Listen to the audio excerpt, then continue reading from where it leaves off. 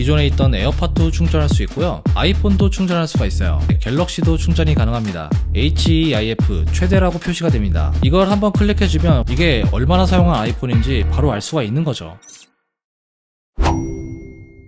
안녕하세요, 인스펙티룸 엄준입니다. 이제 10월 13일이면 아이폰 15 시리즈가 국내에 출시하게 되는데요, 저희는 미국에서 프로를 시켰어요. 그래서 지금 막 배송이 오고 있는데 지금은 일반 모델밖에 없습니다.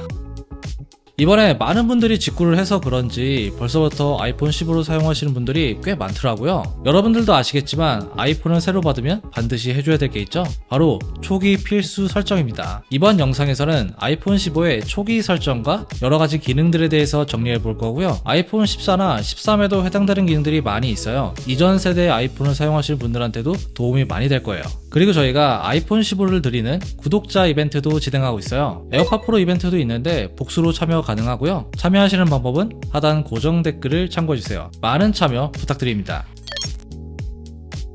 자, 가장 먼저 제품을 받으면 해야 될 게 있죠. 바로 언박싱입니다. 언박싱을 하라는 말은 아니고요, 이 언박싱을 하고 난 뒤에 바로 소프트웨어 업데이트를 해주는 게 좋습니다. 현재 나와있는 가장 최신 버전이 iOS 17.0.2인 걸로 알고 있는데, 이걸 업데이트하지 않으면 데이터 전송 이슈가 있을 수도 있다고 합니다. 업데이트는 설정에서 일반으로 가주시고요, 위에 보면 소프트웨어 업데이트, 여기로 들어가 주세요. 그러면 최신 버전으로 업데이트가 안 된 아이폰 같은 경우는 업데이트를 하라고 뜰 거예요. 여기서 업데이트를 진행시켜주면 됩니다.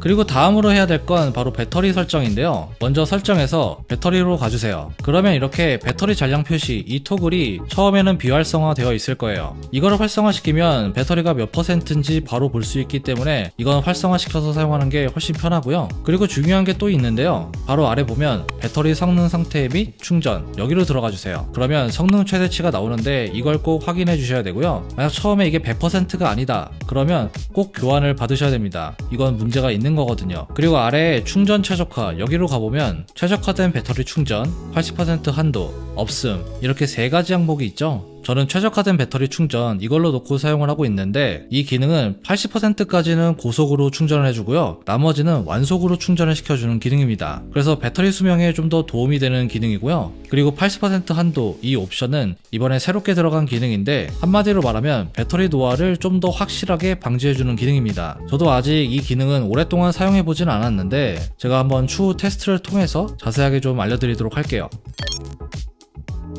이번 아이폰 15 시리즈부터는 설정에 새로운 정보가 표기됩니다. 바로 배터리 사이클을 체크하는 기능이 생겼는데요, 설정에서 일반으로 가주시고요, 정보로 들어가서 아래로 쭉 내리면 배터리 항목이 생겼어요. 이건 기존에 없었던 기능인데, 여기를 보면 배터리 제조일, 처음 사용, 사이클 수, 이렇게 나와 있습니다. 말 그대로 제조일이나 처음 사용을 보면 이게 언제 만들어지고 언제부터 사용한 아이폰인지 알 수가 있고요, 배터리 사이클은 얼마나 자주 충전을 했는지 이런 것도 알 수가 있어요. 여러분들, 이런 정보가 되게 중요한 게, 이제 아이폰 같은 거 중고마켓에서 거래할 때 있잖아요. 그럴 때 보면은 민트급이라서 팔고 있는데 알고 보면 굉장히 사용을 많이 한 제품일 수도 있어요. 소위 말해서 이게 좀 눈탱이 맞은 건데, 이런 배터리 사이클을 체크해 보면은 이게 얼마나 사용한 아이폰인지 바로 알 수가 있는 거죠. 거기에다가 이걸 언제 처음 사용했는지까지 나오니까 투명해졌다고 해야 되나? 아무튼 서로 속일 수가 없게 된 거예요. 요거는 꼭 한번 체크해 보세요.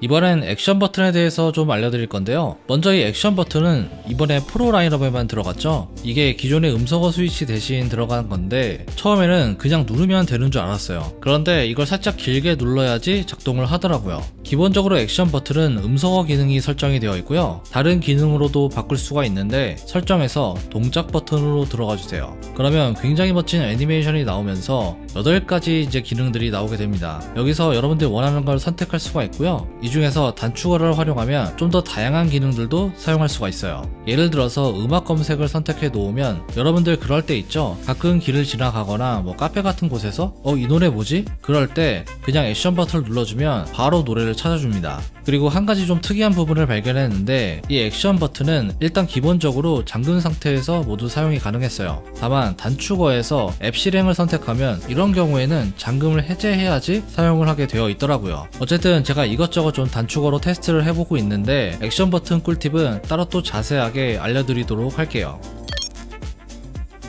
자, 아이폰 같은 경우는 기본적으로 자동 밝기 설정이 되어 있는데요. 아마 이게 조금 불편해서 자동 밝기를 끄고 싶은 분들도 계실 거예요. 손쉬운 사용에 들어가 보면 디스플레이 및 텍스트 크기가 있는데요. 여기로 한번 들어가 주세요. 그리고 나서 가장 아래로 내리면 자동 밝기가 활성화되어 있는데 이걸 꺼주면 됩니다. 이게 아무래도 디스플레이 설정에서는 없다 보니까 모르는 분들이 많아서 이렇게 알려드렸고요. 이번 아이폰 15 일반 라인업은 화면 최대 밝기가 2000니트까지 올라갑니다. 이게 화면 전체가 다 2000니트가 되는 건 아니고요. 부분적으로 2000니트까지 올라가는 거예요. 어쨌든 이 최대 밝기는 자동 밝기를 켠 상태에서만 가능하고요. 만약에 여러분들이 야외에 자주 계시다면 자동 밝기는 켜놓고 사용하는 게 좀 더 편하긴 할 거예요. 아무튼 이건 상황에 맞게 설정해서 편한 대로 사용하시면 좋을 것 같습니다.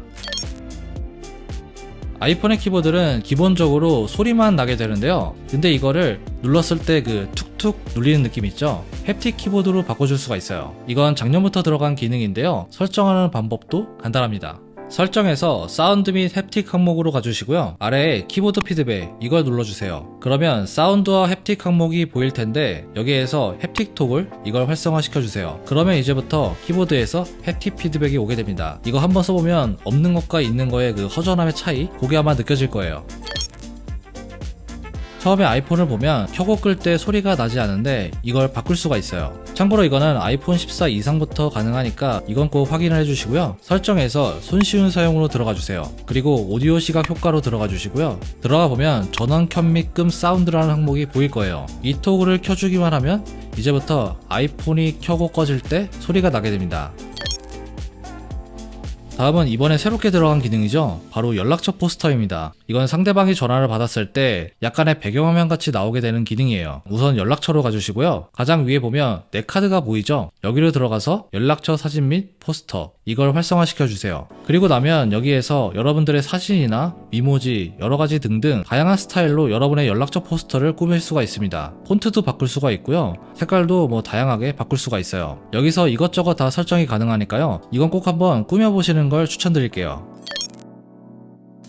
이번에 에어드랍에도 여러가지 기능이 추가되었는데요. 원래 파일을 공유하려면 이런 식으로 공유 버튼을 누르고 원하는 상대에게 보내는 이런 방식이잖아요. 이제는 좀 더 간지나게 보낼 수가 있게 되었어요. 먼저 사진을 눌러서 공유 버튼을 눌러주시고요. 에어드랍으로 들어가 주세요. 원래 여기서 상대방을 정해서 보냈잖아요. 그런데 이제는 이 상태에서 그냥 갖다 대면 바로 공유가 됩니다.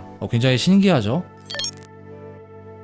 다음은 네임드랍인데요. 이것도 역시 에어드랍의 신기능 중 하나인데 이런 식으로 아이폰을 서로 갖다 대면 빛이 올라가면서 서로의 연락처 카드가 공유가 됩니다. 이건 iOS 17끼리만 가능한 기능이고요. 아까 설명드린 연락처 포스터를 미리 설정해 둬야지 작동을 하게 됩니다. 그리고 연락처를 공유할 때 받기만 하는 것도 가능하고요. 원한다면 서로 공유하는 것도 선택을 할 수가 있어요. 여러분들 새로운 사람과 연락처를 교환해야 될 때 이제 번호를 물어보게 되잖아요. 그럴 때 보면은 내 핸드폰을 상대방한테 주는 경우가 있는데 이걸 사용하니까 훨씬 더 간편하게 연락처를 교환할 수가 있더라고요. 조만간 이 연락처 교환 방식이 좀 바뀔 것 같은데 여러분도 좀 미리 알고 사용하시면 훨씬 좋을 것 같습니다. 다음은 스탠바이 기능인데요. 이 스탠바이라는 기능은 아이폰을 마치 탁상 시계처럼 사용할 수 있는 기능이에요. 설정에 들어가 보면 스탠바이라는 기능이 생겼는데요. 이걸 활성화 시켜주면 이제 스탠바이 모드를 사용할 수가 있게 됩니다. 여러분들 맥세이프 충전기 있죠? 거기에 거치하고 사용하면 좋은데 무선 충전이든 유선 충전이든 상관은 없어요. 그냥 기본적으로 가로로 두면 이렇게 화면이 바뀌게 되고요. 옆으로 넘기게 되면 다른 스타일을 사용할 수도 있습니다. 그리고 이렇게 양쪽을 다르게 구성할 수도 있고요. 또 길게 누르고 있으면 여러가지 다른 항목으로 변경을 할 수도 있습니다. 아이폰 14 프로나 15 프로 라인업에는 AOD 기능이 들어가 있잖아요. 그래서 화면이 계속 이제 켜져 있는데 그냥 일반 라인업들은 AOD 기능이 없기 때문에 일정 시간이 지나면 화면이 자동으로 꺼지게 됩니다. 이거는 이상한 거 아니니까 참고해 주시면 되겠습니다. 이번 아이폰 15 일반 라인업에도 48메가픽셀이 들어갔는데요. 이게 12메가픽셀에서 굉장히 좀 업그레이드가 많이 됐죠. 그런데 여러분들이 그냥 카메라를 켜고 찍는다고 해서 이게 48메가픽셀로 찍히는 게 아닙니다. 상황에 따라서 화소가 달라지게 돼요.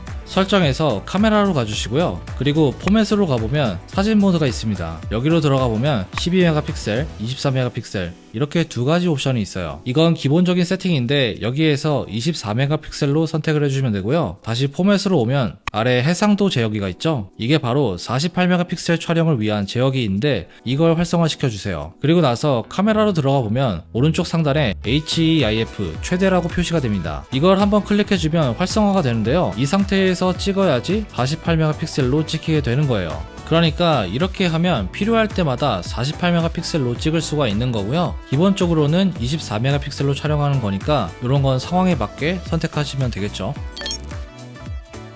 이번 아이폰 15 일반 라인업에서는 드디어 노치가 사라지고 다이나믹 아일랜드가 들어갔는데요. 이로써 이제 아이폰에는 노치가 완전히 사라지게 된 셈이에요. 사실 다이나믹 아일랜드는 작년 프로에 들어갔던 기능이잖아요. 잠깐 좀 설명을 해드리면 이 다이나믹 아일랜드가 이제 활성화가 되었을 때 보통 이렇게 옆으로 넓어지게 됩니다. 이걸 이제 사용해보면 아시겠지만 뭐 크게 신경 쓰이진 않아요. 그렇지만 간혹 가다가 이게 좀 사용하고 싶지 않을 때가 있는데요. 그럴 때 아주 유용한 방법이 있습니다. 이렇게 활성화된 상태에서 왼쪽이나 오른쪽으로 스와이프를 해주면 이 다이나믹 아일랜드를 비활성화 시킬 수가 있어요. 그리고 다시 활성화 시키고 싶으면 똑같이 스와이프를 해주면 다시 활성화가 돼요. 요건 기본적인 사용 방법이니까 알고 계시면 좋고요. 그리고 다이나믹 아일랜드는 두 가지 앱이 동시에 표시가 되는데요. 이것도 끄고 켜고를 할 수가 있습니다. 이렇게 두 개로 나눠져 있는 상태에서 왼쪽이나 오른쪽으로 스와이프하면 한 개로 합쳐지고요. 또다시 밀면 두 개로 분리가 됩니다. 여러분들이 좀 다이나믹 아일랜드에 대해서 자세하게 알고 싶다. 그렇다면 위 영상에 들어가시면 됩니다. 여기에 자세히 나와 있어요.